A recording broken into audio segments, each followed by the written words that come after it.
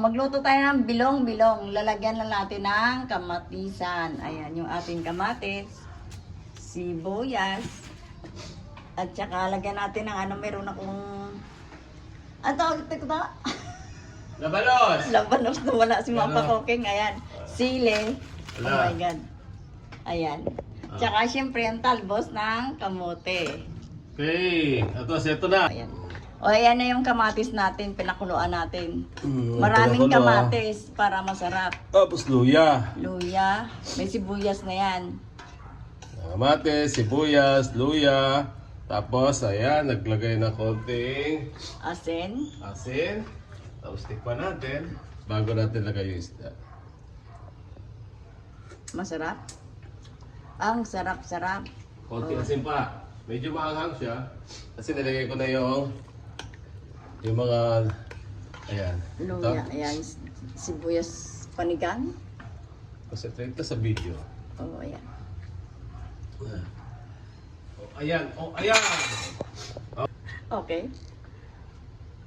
O, lagyan na natin yung bilong-bilong. Ayan, Bilong-bilong. ang lapad, oh. Sa Tagalog to parang hiwas eh. Ang sarap yan, paksiw din, di ba? Nasarap. Sarap din to paksiw o kaya gawin yung prito.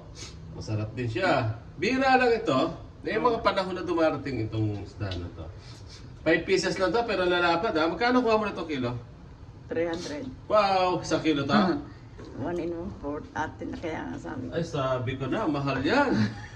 Pag ang isdang ito dumating mahal. Mabagay. Masarap naman. Pero may mga lugar na hindi ito masarap sa kanila dahil palaging ito na huhuli. Antayin na lang natin kumulo. At yung makuluan para lumasa.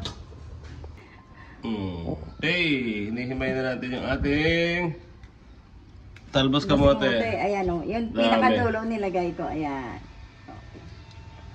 Daming talbos kamote nito. Oh. Ayun, no? Yan na nalagay natin sa hugasan lang ang buti. Okay na. Hugas lang. Hugasan mabuti kasi minsan, na-sprayan yan. Oo. Babad na lang natin. Yeah. Lagyan natin. Mas maganda kung nababat. Iba nga binababad sa asin yan, tapos may konting suka. Then, para mawala yung kung ano man ang merong nilagay dyan. Okay na. Okay. Okay, lalagay na natin yung ating talbos kamote. Oh. Ayan, sarap. Oh, sarap na. Oh. Mm. Ayan mo, ayan. Oh. Kulong-kulo na. Oh. Maanghang? Medyo maanghang para masarap. Gaganahan ka talaga kumain. Okay, lagay na natin yung talbos kamote natin. Oh. Nalagay na natin sa Diba? Green na green. Kulay pa lang, mukhang healthy na eh. Oh, healthy naman. Niluto ni Mapa Cooking. Isda ko, pinamatisan. Napakamahal isda niyan dito sa Manila. Bilong-bilong. Bilong-bilong daw. Ewan ko sa ibang lugar kung anong tawag dyan, ano? Oo. Yung isda na yan, hindi namin alam eh. Bilong. Sa parting Katagalugan, ang tawag nila dyan, hiwas eh. Ay. Hiwas piece. Hiwas. Ibig sabihin ng hiwas yung parang pang-slice ng mga gomaga. Paggawa ng tsinelas, may hiwas. Yun na. Kaya kasi talagang kakorte siya ng hiwas na kutsilyo. Yung pang-korte ng Sarap na. ating Hindi mapakali ako sa sarap. ginagawang tsinelas. Okay na. Konting kulo na lang. Okay, konting kulo na lang.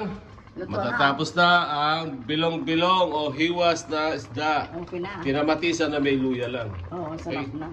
Sarap na daw. Okay na. Takip. Okay na. Okay na, ayan ah. Pinatay na yung apoy. Ayan. Patay na yan, Poy. Luto na yung ulam natin. Ayan. Tayo mo, oh. Grabe, usok pa lang. Masarap na. Usok pa Amoy, magugutom ka na talaga sa usok pa lang. Eh. Hindi sobrang yung Ayan, masarap. Sakto lang yung luto natin Oo. nung kasi Pag hapok lang yung half cook lang yung talbos. Alam niyo na yun, sa iba nga, binubusan lang ng tubig na mainit yan. Yan, nakuluan na halos ng mga 1 minute. Okay na to. Iyan, no? Tsura pa lang na isda, talagang... Tsaka yung lasa nung... marami kasing kamatis na nilagay dyan. Okay na? Oo, Like and subscribe kay Mapa Cooking. Okay, like and subscribe. Ayan. Okay, kakain na kami! Okay na na. Kain tayo, mga idol!